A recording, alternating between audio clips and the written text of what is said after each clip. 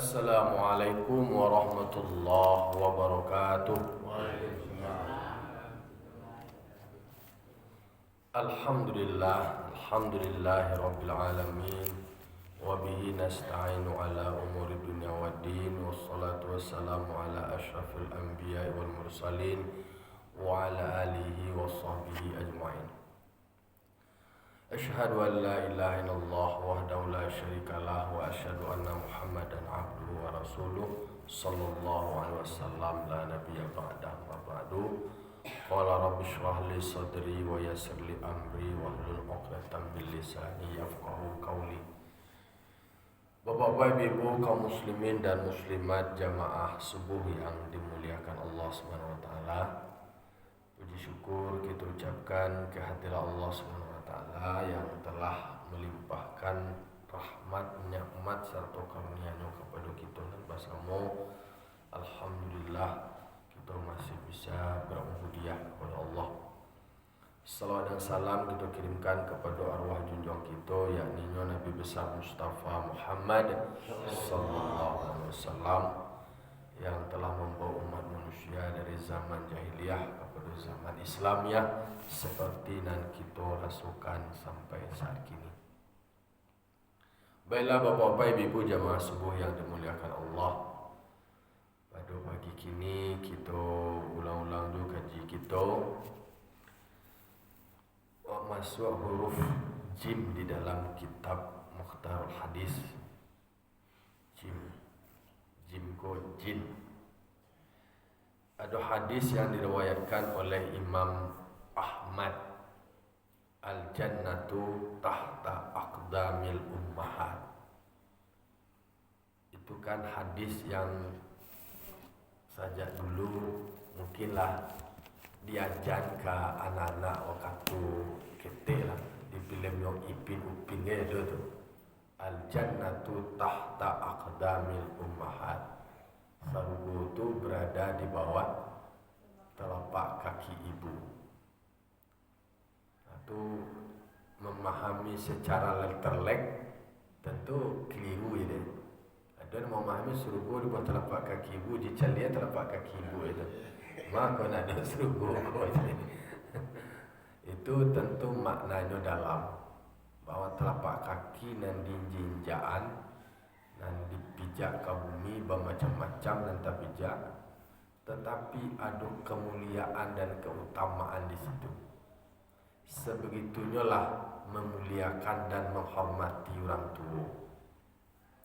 Ketika orang memutuskan untuk ingin masuk surga capek, kan dulu ingin masuk surga capek, nubuat bom bunuh diri guys, berjihad aja nyo, maksudnya supaya nyo bisa masuk surga capek. Padahal surga itu sendiri ada di rumah. Tak ada di harus bom bunuh diri guys, surga itu ada di rumah. Iaitu ibu sendiri, induk. Jadi makanya memang tidak boleh sedikit pun ruang atau kesempatan untuk menyakiti hati ibu. Tadi ayat yang kita bacakan solat tadi adalah surah Luqman. Wa wassaynal insana biwalidayhi hamalathu ummuhu wahnan ala wahnin. Itu diwasiatkan tuh. Kami wasiatkan kepada manusia, wa wassaynal insana biwali, kepada terhadap orang tuanya, bawa ke orang tua, hamalathu ummuhu wahnan ala wahnin.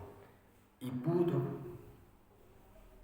ibu adalah mengandung wahnan ala wahnin, dalam keadaan lemah letih. Wa fisaluhu fi amaini, yang kemudian menyapihnya selama 2 tahun. Jadi makanya tak ada nan pantas, tak ada nan layak untuk durhaka ke orang tua. Sehingga digambarkan surga itu sendiri adalah berada di bawah telapak kaki mereka.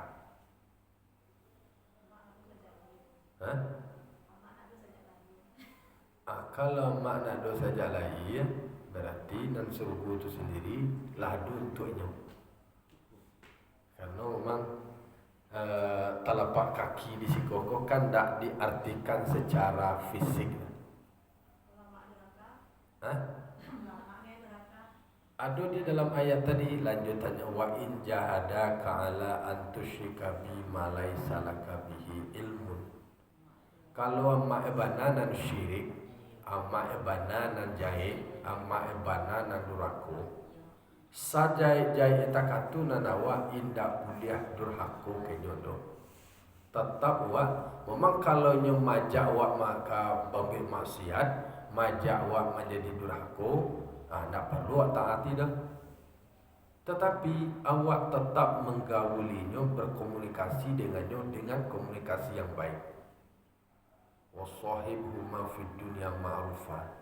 Tetap awak berhubungan atau berkomunikasi, bergaul dengan yang baik, dengan ma'ruf. Jadi wa in jahadaka ala an tusyrika bi. Kalau seandainya nyo majak musyrik, fala tuti'huma, jangan patuhi, jangan ikuti. Kau awak dipatuhi orang tua awak mah, awak ikuti. Jadi orang tua awak dalam konteks awak lah berfikir. Kalau awak lah punya ilmu, kalau awak lah punya akal, yolah bisa awak berargumentasi. Nah, soal ajakan orang tua majak awak bersyirik atau bersyirikat, mempersekutukan Allah, fala tuti'huma. Ada barisan-barisannya, ada batang-batangnya. Jangan sampai awak mematuhi hal demikian. Tetapi wasahibhuma fid dunya ma'rufa. Nah, itu. Jadi ada etikanya.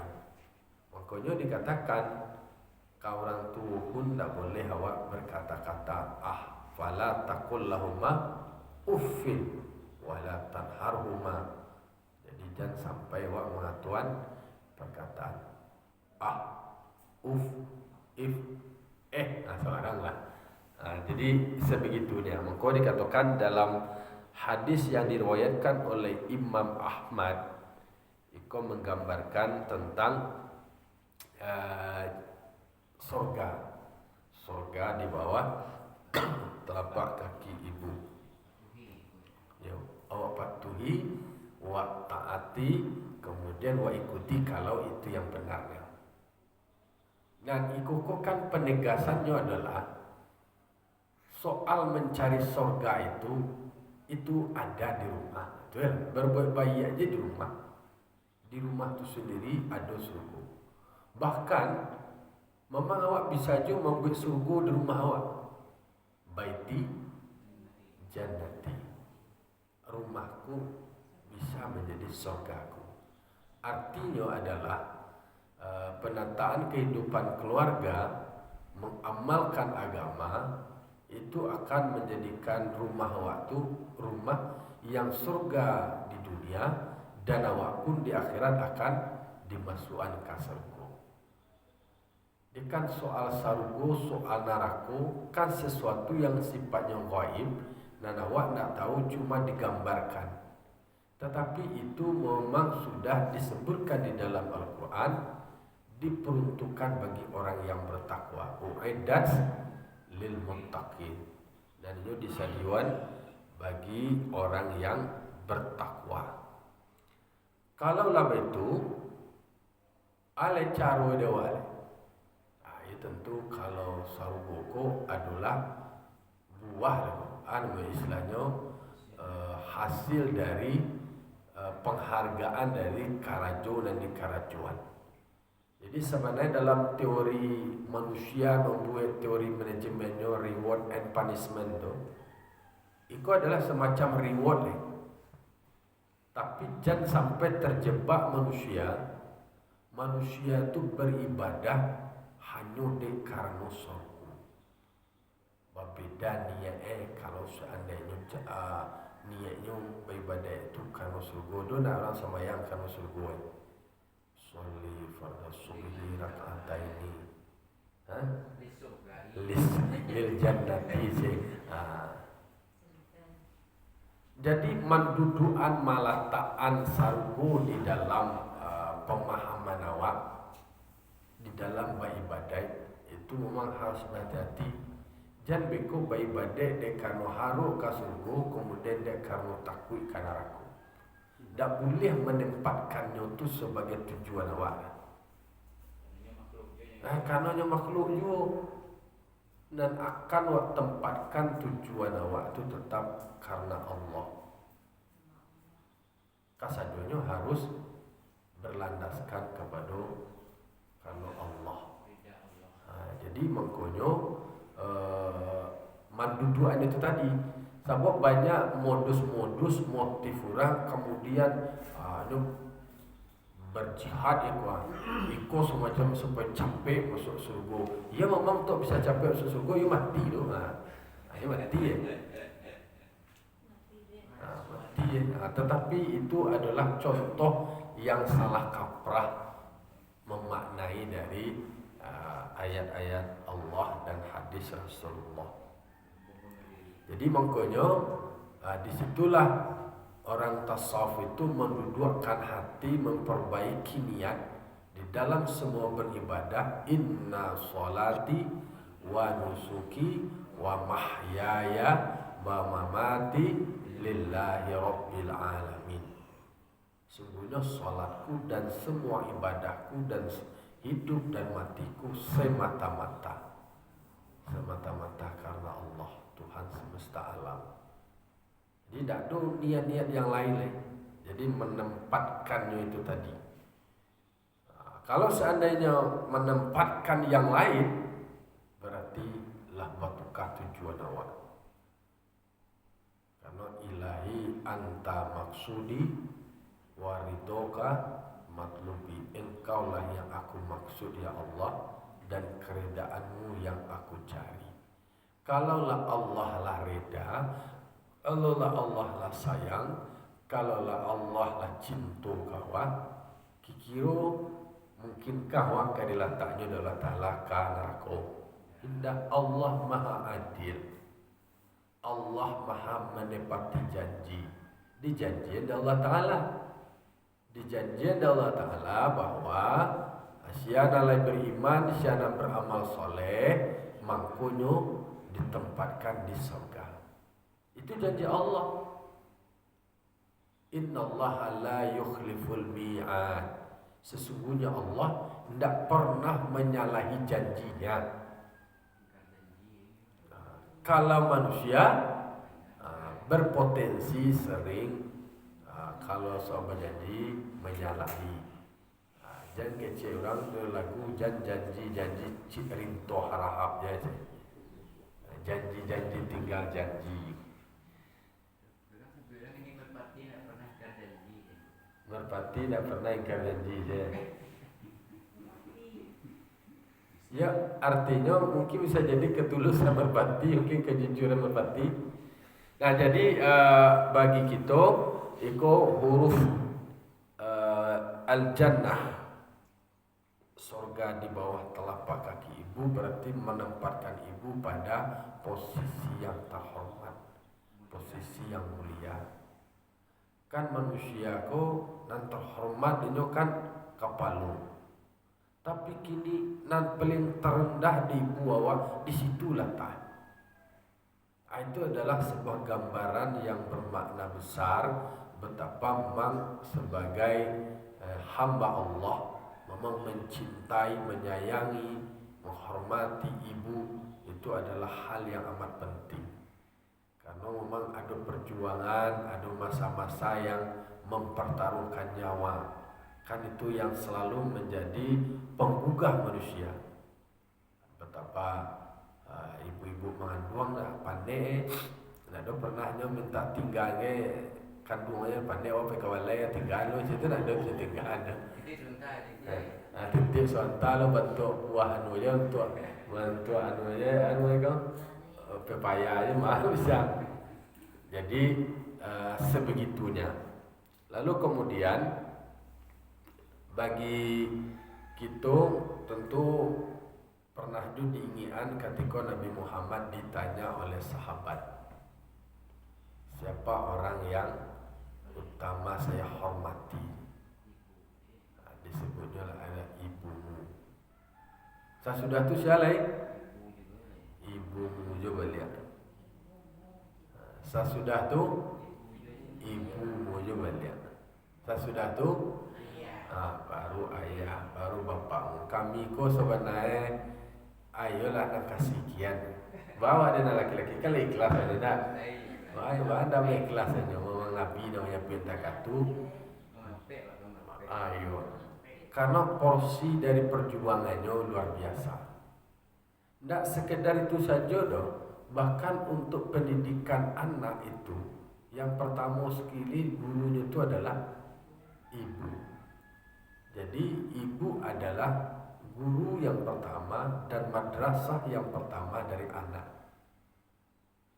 Pendidikan anak sendiri tergantung sikap dan perlakuan ibu terhadap anak.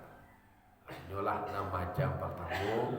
Boleh nak pakai bahasa planet tu kan ibu ko nama bahasa planet ya. Entah ala bahasa menterjemahnya wak tak bisa lah mengerti itu bahasa planet. Jadi kita tentu sebagai anak namanya bagi nala punya masih ada ibu yang masih bersyukurlah masih bisa kesempatan dewa untuk berbakti taruh apapun itu. Sampai ke negara pun juga gitu. Ayo ada negara ke ibu kota aja. Negara yang baik adalah tergantung pada wanitanya kan gitu. Baik kalau baik wanitanya maka satu negara itu akan baik. Perempuan itu adalah tiang negara. Jadi disebutkan kalau ingin mencari sebuah negara itu baik atau tidaknya dicari adalah perempuan karena perempuan termasuk dianggap sebagai tiangnya. Kalau tidak elok, itu tidak elok lah jadi. Apapun itu yang mesti tentu adalah kemudian menjadikan awak mengabdi dan berbakti kepada orang tua bagi yang masih hidup ya masih adalah kesempatan untuk melayani mereka. Kemudian dalam teori siklis kehidupan itu dari ketik awak digendong naik pada titik 5 tinggi lah kadang tu masuk turun ibu boleh. Ibu nalama anak semakin kuat, anak semakin tangguh. Tu sana digendong leh. Tu ibu lo nak digendong leh. Dulu awak disuruhan dia makan. Tu seiring perjalanan waktu baputa tarui tak balik lo leh. Ibu lo yang harus suruhan makan leh minumannya. Dulu waktu kete awak di mandian. Seiring perjalanan waktu lah semakin tua lo ibu awak lo memandian oleh. Dulu awak ketek tu nak tentu doa mau ruri apa-apa kau tahan mau digancah je awak. Seiring dengan perjalanan waktu sudah tu inyo lo lain. Itulah siklus kehidupan. Dan di situ itulah pengabdian. Kadang-kadang itulah tantangan terberat bagi awak kini ketika punya ibu dengan waktu yang jumlahnya tetap 24 jam kadang sibuk dan segala macamnya dengan kesempatan-kesempatan yang diharapkan oleh seorang ibu. Ini bukan pitih dan babilang yang diminta sebenarnya. Bukan ameh dan babungkah dan nyuaruan. Manunggu awak pulang selobok de inyo. Itu nih kebahagiaannya. Iya, kapai baru beliau pulang. Itulah. Kalau awak nak boleh tentu tabayang waktu mengabdi awak ke ibu awak. Karena memang kebutuhan di akhir usia senja itu adalah perasaan, butuh perhatian, sangat sensitif, yang kemudian kehangatan dari awak itulah bahagian dari sebuah kebahagiaan. Maka di situ itulah ujian terberat, manduduan ibu orang tua dengan agenda-agenda yang lain. Atau renungan bagi awak memang ada anak dengan keterbatasan waktunya ditelepon dulu teraga dan segala macamnya, tetapi kemudian ketika orang tua lah meninggal dunia, ibu dah dipanggil oleh Allah Subhanahu wa taala. Di situ itulah kemudian perasaan rasa bersalah yang selalu membayang-bayangi, menyasa tumbuh. Ba'ana dulu awak takaku, ba'ana dulu awak lakukan itu. Itulah beratnya memang ketika perhatian kepada ibu yang terbatas, padahal disitulah sumber kehidupan, energi, semangat itu adalah dari ibu. Iya.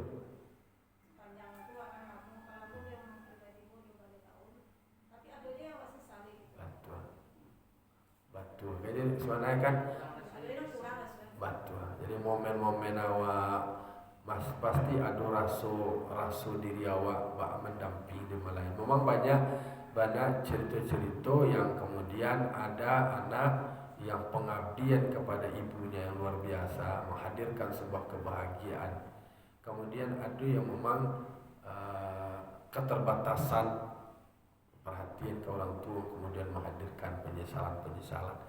Maka pagi kini kan ingin mengingatkan kembali, menyegarkan pikiran awak akan betapa berjasanya seorang ibu kawak. Maka banyak dalam nyanyi-nyanyi atau lagu dalam bahasa Arab pun syair-syair tentang menempatkan ibu. Karena pasti masing-masing anak punya pengalaman spiritual atau pengalaman kedekatan sama ibu. Mungkin pada saat-saat galau, kemudian pada saat-saat rusuh, itu pasti kedekatannya dengan ibunya. Dia putar rasa dia buat nak buat sendiri mungkin lebih dekat jendu. Abah malah lagi kemarin masalah pindu sabantang telepon ini. Dari yang adolan penting mak dia lah adolan apa bahasa. Aduh tu penting nampaknya lah. Tapi kalau je telepon pada dari yang lebar dari yang telepon. Tapi kau baik, kau baik, ini mah baik. Nak dia tanya mana? Amak nak ditanya, lo jarang apa nak ditanya. Karena mama mbak ada batin ni kuat mah. Kuat batin ni. Jadi memang kami tak lo bingi tu. Tak ada ibu, tapi ya memang itu awak pasti punya pengalaman. Ambo pun ketika di pesantren dulu tibunya amak ke pesantren tu kan tampil bersandar, tampil curhat, bercerita dia tu, bakal kawan lah namanya, ko lah itulah cerituan menceritakan itu lah bahagian dari menyelesaikan kegalauan tu. Walaupun tak dia solusi, tak ada buat mananganya. Tapi memang ibu yang baik itu ketika informasi yang disampaikan di anak, lalu kemudian memotivasi anaknya untuk terus bertahan. Apalagi kalau kan saya masalah bercerita bercurhat, kalau ibunya ngomong-ngomong, kalau tekau tu tidak ada itu tentu tidak positif, tidak baik. Tapi yang kemudian bisa menyemangati, tarik memotivasi, kemudian menguatkan. Jadi tak ada lain bagi awak memang mendoakan orang tua awak, Allah berikan kesehatan bagi yang masih hidup, kemudian bagi yang sudah meninggal dunia, awak mohonkan doa kepada Allah semoga orang tua awak, ibu awak mungkin ditempatkan di surganya. Karena memang ada nyanyi Umi itu kan dibawa lagu dengan sendu, dengan sedih. Itu yang terpacak yang mata dia. Ada lo bunda tak foto jo. Kalau lagu-lagu itu kalau sedang merantau nama itu kok dia tahu lah nama. Kalau nalai punya kedekatan batin itu ayo kane jo deh. Tersentuh je perasaan. Jadi poinnya bagi awak menghormati orang tua, ibu itu adalah hal yang menjadi prioritas. Memberikan perhatian kepada mereka itu adalah suatu keharusan. Kemudian di masa-masa senja, di masa-masa tua, disitulah yang sebenarnya butuh anak. Seperti halnya ketika manusia awak kete masih bayi dan awak butuh orang tua, butuh dekapan ibu. Dan pada saat terbalik, mungkin badanlah lemah, kemudian panganna tidak jale, dan kemudian tidak bisa merawat diri. Disitulah sebenarnya perhatian khusus membawa anak ke dalam kondisi itu, maka kemudian awak bisa menjadi peduli. Maka dari kini awak tentu bahas supaya awak bisa menjadikan anak awak menjadi anak yang berbakti, yang kemudian dulu anakku induk aja pas sumpah aja deh. Ayo pada balik dendam gay yo kain dua mungkin perlakuan anak ayo kan dulu anak batulado ya mana lubang pembuangan dua itu deh ditakannya tadi jadi giliangnya tadi doso ya tadi ala bentuk lubang. Memang itulah fakta kehidupan yang dicontohkan oleh orang Minang dalam bentuk alam. Atau contohnya ya seperti anak batulado ya mana ya kadang-kadang tidak bisa mengerti dengan keadaan, akhirnya adonan balik dendam kain gue. Jadi makanya bagi awak renungan dan iktibar bagi awak karena banyak hadis Nabi yang menempatkan ibu pada tempat yang terhormat, pada tempat yang mulia, dan kemudian wajib hukumnya bagi anak untuk menghormati. Wajib hukumnya bagi anak untuk menggauli ibunya, orang tuanya dengan pergaulan komunikasi yang baik sehingga tidak ada kata-kata yang menyakitkan perasaannya, menyakiti hatinya, apalagi kalaulah di usia senja yang mana orang tua sangat sensitif. Awak kamadu ilo, awak akan bertemu hukum alam ko akan terjadi. Roda akan berputar, takama awak memperlakukan itu awak dulu. Suatu lambe lawan bisu awak kama dari molo. Yudak kasalamu aja awak kuat, adulo masuk lamah. Dak kasalamu aja awak sehat, kadang-kadang Allah uji awak dengan sakit. Disitulah saat-saat yang kemudian awak menyadari dari apunalah kita karajuan. Hukum karma. Itu dah disebut dengan hukum karma itu tadi. Jadi teori umpan balik, teori melempar batu ke dinding, lempar bola ke dinding, lempar bola coba balik ke awak. Jadi dak dulu lari-lari awak samai itu dah awak tuai. Anak kita pabue yo lambe lawone yo kabatari moye awaknya tidak tahu rahasia kasano itu. Alai sebenarnya tinggal dewa menjalanan ada disuruhan de Allah Taala, ada disuruh de Nabi. Yo sebenarnya bisa sampai aikolah keteguhan hati awak, kekonsistenan awak sehingga menjadikan awak menjadi hamba yang disebut dengan hamba yang taat, hamba yang selalu mengabdikan dirinya. Kasai saya nama si Uzair yang itu memilih utamakan sholat sunat daripada daripada panggilan ibunya. Kanai dipanggil panggilan hanya sholat sunat. Sholat sunat, takatubana prioritasnya panggilan ibu. Ini ahli ibadah di bawah di dua, lah pakai duanya yang lain. Hanya salah sembahyang, sembahyang sunat, ini sembahyang sunat. Lalu kemudian menyumpah itu. istilahnya di tanah badapek jo balasan kasudahnya. Apa yang terjadi? Difitnah ada orang. Itu kan salah satu riwayat tentang anak kecil yang bisa mengecek.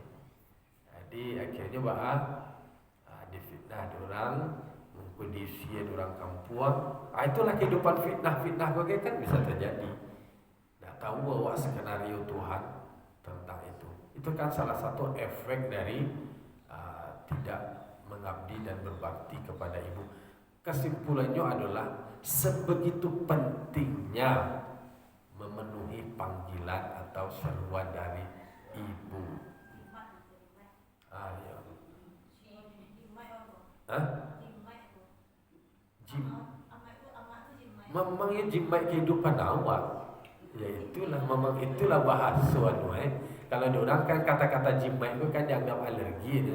Tapi disitulah ibu sendiri yang sebenarnya menjadi inspirasi, menjadi energi, menjadi kekuatan bagi awak. Tapi jangan dianggap dia gara-gara ibu. Kalau secara tasawufnya tentu kepada surang, tapi di dalam pergaulan kehidupan memang ibu adalah jimat dari kehidupan. Kalau seandainya lai bebek bayi, yo terima. Kalau abaikan itu mah lupa lo nama kisah apa si Uzair siapa nama Sudes alah itulah kalau lah tua kalau tak rasa lah dah anu je dujung lidah je nak cerita anu aja sebegitunya dapat fitnah efek dari tidak menjauhi dari panggilan seorang ibu.